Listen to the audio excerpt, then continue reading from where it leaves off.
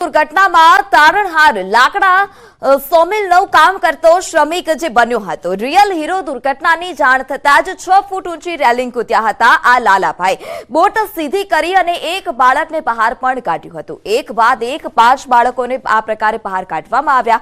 એક શિક્ષિકાને લાલાભાઈએ બચાવી અને બહાર કાઢ્યા હતા। તો દેવદૂત બની અને લાલાભાઈ આવ્યા હતા। એક બાદ એક 5 બાળકોને બહાર કાઢ્યા છે। તળાવમાં બોટ પલટી ખાધી 14નો ભોગ લેવાયો, જેમાં જ્યારે આ ઘટના બની ત્યારે જે માસૂમ લોકો છે તેમના જીવ બચાવવામાં જે સામે જ દુકાન ધરાવતા લાલાભાઈ છે તેમની પણ ખૂબ જ મહત્વની ભૂમિકા છે। આખી ઘટના એમને નજરે જોઈ છે ત્યારે સીધા તેમની સાથે જ વાત કરી છે। લાલાભાઈ, સૌથી પહેલા તો દિલથી તમારો આભાર ન્યૂઝ 18 ગુજરાતી તરફથી કે તમે તમારા જીવની પરવા કર્યા વિના તળાવમાં ભૂસકો માર્યો અને લોકોના જીવ બચાવ્યા।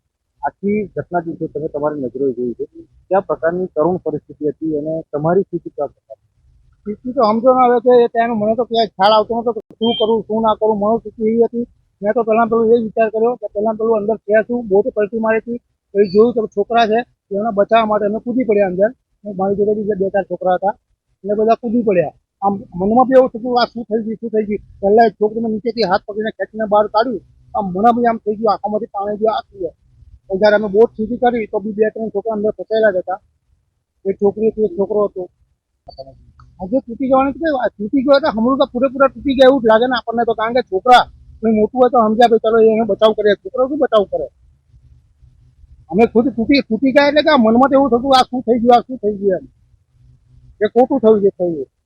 હવે તમે કેટલા બાળકોનો જીવ બચાવ્યો તમે જ્યારે કૂદ્યા ત્યારે મેં લગભગ જો ને 4 છોકરા કાઢ્યા અને એક ખરેખર સાચા જીવનમાં રિયલ હીરો સાબિત થયા છે, પરંતુ તેઓ પોતે પણ અફસોસ વ્યક્ત કરી રહ્યા છે કે તેમના તરફથી તમામ લોકો છે તેમના જીવ બચી જાય તેવા પ્રકારના પ્રયત્ન કરવામાં આવ્યા, પરંતુ અફસોસ સાથે કેવું પડી રહ્યું છે કે ઘણા એવા લોકો હતા કે તેમના જીવ જે છે તેઓ બચાવી ન શક્યા। ત્યારે જે માસૂમ લોકોના ભોગ લેનાર કોન્ટ્રાક્ટર છે અને જવાબદાર અધિકારીઓ છે કે જે અધિકારીઓના કોન્ટ્રાક્ટર પર 4 હાથ હતા, જે રાજકારણીઓના કોન્ટ્રાક્ટર પર 4 હાથ હતા, તમામ લોકો કાયદાના સંઘર્ષમાં આવવા જોઈએ અને તમામ લોકોને કડકમાં કડક સજા થવી જોઈએ એવું તેઓ પોતે પણ ઈચ્છા જે છે તે વ્યક્ત કરી રહ્યા છે।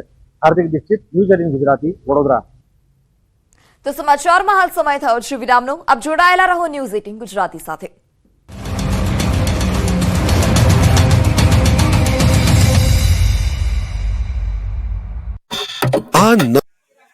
આગામી 22મી જાન્યુઆરીના રોજ અયોધ્યામાં રામોત્સવ યોજાવા જઈ રહ્યો છે। આ દિવસે ઘરે ઘરે દીપડા પ્રગટાવવા માટે પ્રધાનમંત્રી નરેન્દ્ર મોદીએ અપીલ કરી છે। ત્યારે રાજપીપળા શહેરના 5000 ઘરોમાં દીવડાઓ પ્રગટે તે માટે એક દંપતીએ વિનામૂલ્યે દીવાઓનું વિતરણ શરૂ કર્યું છે। રાજપીપળામાં ગિફ્ટ શોપ ચલાવતા રામભક્ત તેજસ ગાંધી અને દત્તા ગાંધીએ સંકલ્પ લીધો છે કે 20મી જાન્યુઆરી સુધીમાં 10,000થી વધુ લોકોને 2 દીવડા ભેટ સ્વરૂપે આપવા। જેઓ અત્યાર સુધી 5000થી વધુ દીવડાઓનું વિતરણ કરી ચૂક્યા છે। તેમની દુકાને આવનાર તમામ ગ્રાહકોને 2 દીવા જ્યોતિ સાથે મફત આપી રહ્યા છે। લોકોને ખબર પડતા સામે ચાલીને દુકાનમાંથી કોઈ પણ વસ્તુ ના પણ લેતા હોય તો પણ જય શ્રી રામ કહી દીવા આપો એમ કહી માંગ કરી રહ્યા છે। રાજ્યમાં આજથી વન સેતુ ચેતના યાત્રાનો પ્રારંભ થયો છે। નવસારીથી સીએમ ભૂપેન્દ્ર પટેલના હસ્તે યાત્રાનો પ્રારંભ થયો છે। 22મી સુધી નવસારીથી અંબાજી સુધીની યાત્રા ચાલશે। 13 જિલ્લા અને 28 તાલુકામાંથી યાત્રા પસાર થશે। 1000 જેટલા કિલોમીટરની યાત્રા કરશે। યાત્રામાં વન સહભાગી મંડળીઓ સાથે મુલાકાત અને સંવાદ કરાશે। મહિલા સ્વસહાય જૂથો સાથે મુલાકાત, વિશેષ સિદ્ધિ પ્રાપ્ત કરનાર આદિવાસીઓનું સન્માન કરાયું। સરકારના 20 વર્ષની સિદ્ધિઓનો અહેવાલ, રામ મંદિર પ્રાણ પ્રતિષ્ઠાની સકારાત્મક ઉજવણી કરાશે। સરકારી યોજનાઓની સમીક્ષા, એફઆરએના લાભો, યાત્રી સભા પણ કરાશે। જંગલ વિસ્તારના ગામોમાં વસતા આદિજાતિ સમુદાયના લોકોને મળી રૂબરૂ સંવાદ થકી સ્થાનિક લોકોની સમસ્યાનું નિરાકરણ લાવવા પ્રયાસ થશે। યાત્રા દરમિયાન રાત્રિના સમયે ભજન સંધ્યા, યાત્રાના માર્ગમાં આવતા પ્રસિદ્ધ મંદિરોને દર્શનનું આયોજન કરાયું છે। આ તકે મુખ્યમંત્રી ભૂપેન્દ્ર પટેલે સુપ્રસિદ્ધ નવસારીના ઉનાઈ યાત્રાધામ ખાતે મા ઉષણ અંબાના દર્શન કરી આશીર્વાદ મેળવ્યા। મુખ્યમંત્રી ભૂપેન્દ્ર પટેલે અને પ્રદેશ પ્રમુખ CR પાટીલે ઉનાઈ ખાતે પહોંચી સફાઈ કરી હતી। હાથમાં ઝાડુ લઈને સફાઈ કરતા નજરે પડ્યા હતા। વડાપ્રધાન નરેન્દ્ર મોદીની સ્વચ્છતા હી સેવા કાર્યક્રમ અંતર્ગત મંદિરમાં સાવરણો ફેરવ્યો। આ દરમિયાન લોકોએ જય શ્રી રામના નારા લગાવ્યા। નવસારીના સાંસદ CR પાટીલે લોકોને અયોધ્યા જવા આમંત્રણ આપ્યું। બીજી તરફ નવસારીમાં મુખ્યમંત્રી ભૂપેન્દ્ર પટેલ દ્વારા પૌરાણિક મંદિરના પુનર્દ્વારનું કામનું ખાતમુહૂર્ત કરાયું। ઉનાઈ માતાજીના મંદિરની બાજુમાં આવેલું છે આ પૌરાણિક મંદિર, જેમાં ભગવાન શ્રીરામ, લક્ષ્મણ અને માતા જાનકી બિરાજે છે। અંદાજે 1 કરોડ રૂપિયાના ખર્ચે આ પૌરાણિક મંદિરનો પુનર્દ્વાર કરાયો છે। મુખ્યમંત્રી દ્વારા ઉનાઈ માતાજી મંદિરની બાજુમાં બિરાજમાન ભગવાન શ્રીરામ, લક્ષ્મણ, જાનકીના પૌરાણિક મંદિરનું અંદાજે 1 કરોડ રૂપિયાના ખર્ચે પુનર્દ્વાર કરવાનો છે, તેનો ખાતમુહૂર્ત કરવાનો છે। રામ મંદિર પ્રાણ પ્રતિષ્ઠાને લઈને દેશભરમાં ઉત્સાહ આસમાને છે. લોકો રામ ભક્તિમાં લીન થયા છે, જ્યારે જેતપુરનું જલારામ ધામ પણ રામ ભક્તિમાં લીન થયું છે. રામોત્સવને લઈને વીરપુરમાં ભક્તોએ ખાસ પ્રસાદ તૈયાર કર્યો છે. આગામી 22મી જાન્યુઆરીના રોજ જલારામ મંદિર દ્વારા 50 મણ મગજના લાડુના પ્રસાદનું વિતરણ કરાશે, જેથી જલારામ મંદિરના મગજના લાડુ બનાવવાની તૈયારીઓ શરૂ કરી દેવામાં આવી છે. જેતપુર જલારામ મંદિર ટ્રસ્ટ અને સ્વયંસેવકો દ્વારા લાડુના પ્રસાદ પેકિંગ કરવાની કામગીરી હાથ ધરવામાં આવી છે. 50 મણ લાડુ બનાવવા માટે રસોડા ધમધમવા લાગ્યા છે. મોટી સંખ્યામાં ભક્તો પ્રસાદ બનાવવા લાગી ગયા છે. 22મી જાન્યુઆરી જેતપુર જલારામ મંદિરે લાડુનું વિતરણ કરાશે. બીજી તરફ રામ મહોત્સવને લઈને જેતપુરની બજારો પણ સજ્જ થઈ ગઈ છે. જેતપુરની બજારોમાં ધ્વજા પતાકા લગાવી દેવાયા છે.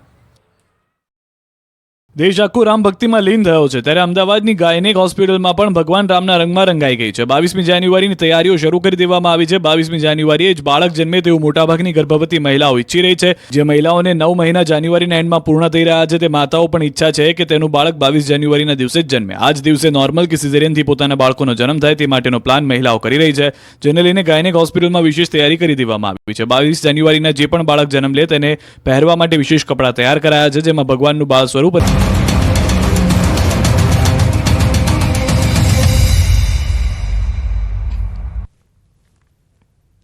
Welcome back. સમાચારમાં આગળ વાત કરી રાજકોટની, તો રાજકોટ આરએમસીના જનરલ બોર્ડમાં હંગામો જોવા મળ્યો હતો. વિપક્ષના વોકઆઉટ મુદ્દે હંગામો થયો.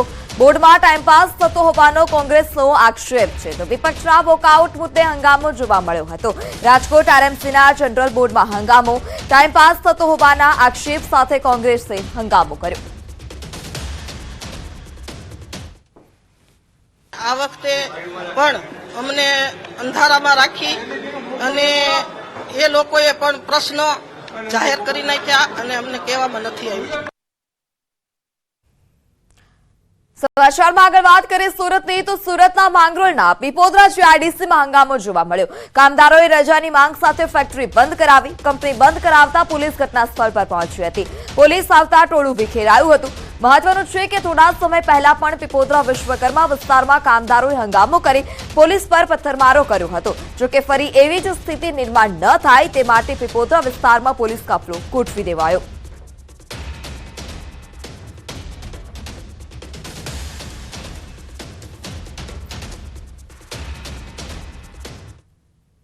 વડોદરા દુર્ઘટના બાદ હવે દ્વારકાનું તંત્ર પણ જાગ્યું છે. ફેરી બોટ સર્વિસમાં લાઈફ જેકેટ પહેરવા સૂચના આપવામાં આવી. ક્ષમતાથી વધારે પેસેન્જર ન બેસાડવા આદેશ આપવામાં આવ્યો. તહેવારોમાં ક્ષમતાથી વધારે પેસેન્જર બેસાડવામાં આવતા હતા. આ મહિનામાં ફેરી બોટના માલિકો સામે થઈ ચૂકી છે કાર્યવાહી. લાઈફ જેકેટ વગર બેસાડતા હતા પેસેન્જરો.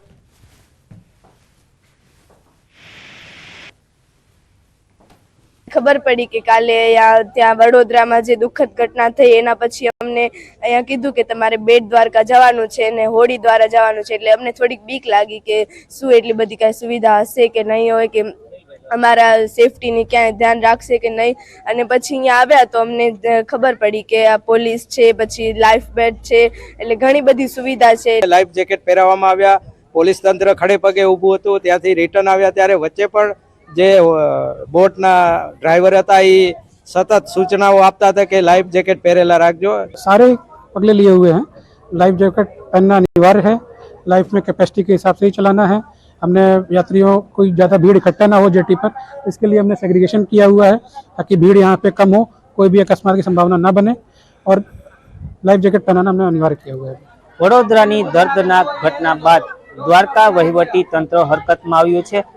દેવભૂમિ દ્વારકા વહીવટી તંત્ર દ્વારા ઓખાથી બેટ દ્વારકા ચાલતી ફેરી બોટ સર્વિસમાં સવાર તમામ લોકોને લાઈફ જેકેટ ફરજિયાત કર્યા છે, તેમજ બોટમાં ક્ષમતા કરતા વધુ પેસેન્જર ન બેસાડવા પણ ખાસ સૂચના આપવામાં આવી છે. ઓખાથી બેટ દ્વારકા ચાલતી ફેરી બોટના સંચાલકોને પણ તંત્ર દ્વારા ખાસ સૂચના આપવામાં આવી છે. લાઈફ જેકેટ વિના એક પણ બોટને જવા દેવામાં નહીં આવે. સાથે સાથે બોટમાં ક્ષમતા કરતા વધુ પેસેન્જર ન બેસાડવા પણ ખાસ સૂચના આપવામાં આવી છે. પરંતુ ક્યાંક ને ક્યાંક યાત્રાળુઓ પણ બેદરકારી દાખવતા નજરે પડ્યા છે. યાત્રાળુઓ પણ લાઈફ જેકેટનો ઉપયોગ ન કરતા પણ નજરે પડ્યા છે. ત્યારે વડોદરામાં જે ઘટના બની છે તે ઘટના ફરીથી ન બનાય તે માટે યાત્રાળુઓને પણ સતર્ક રહેવું જરૂરી બન્યું છે. મુકુંદ મકરિયા, ન્યૂઝ 18 ગુજરાતી, દેવભૂમિ દ્વારકા. તો વડોદરાની દુર્ઘટના બાદ હવે દ્વારકા તંત્ર પણ સતર્ક થયું છે. જે બેટ દ્વારકા જવાની જે બોટ સર્વિસ છે તેને લઈ અને તંત્રએ સૂચના આપી છે કે જેટલા પણ પેસેન્જર આવે તમામ પેસેન્જરોને લાઈફ જેકેટ પહેરાવ્યા બાદ જ બોટમાં પ્રવેશ આપવામાં આવે.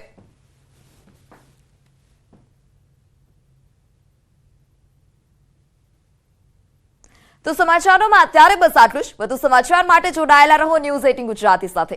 નમસ્કાર.